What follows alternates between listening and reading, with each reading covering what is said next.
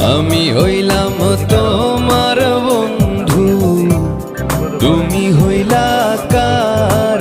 হায় রে তুমি হইলা কার?